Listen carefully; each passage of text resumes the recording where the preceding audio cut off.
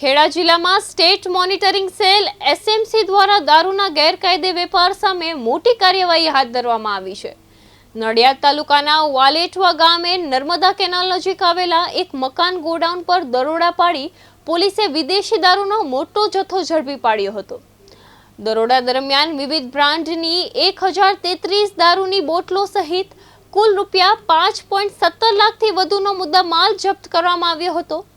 પોલીસે હિતેશ અરવિંદભાઈ પરમાર નામના આરોપીઓની ધરપકડ કરી વધુ કાર્યવાહી માટે વતડલ પોલીસને સોંપ્યો છે, જ્યારે 4 અન્ય આરોપીઓને વોન્ટેડ જાહેર કરવામાં આવ્યા છે।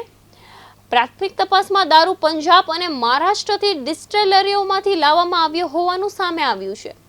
સમગ્ર કાર્યવાહી એસએમસીના પોલીસ ઇન્સ્પેક્ટર પીપી બ્રહ્મભટ્ટના માર્ગદર્શન હેઠળ હાથ ધરાઈ હતી અને દારૂના નેટવર્ક અંગે વધુ તપાસ શરૂ કરવામાં આવી છે।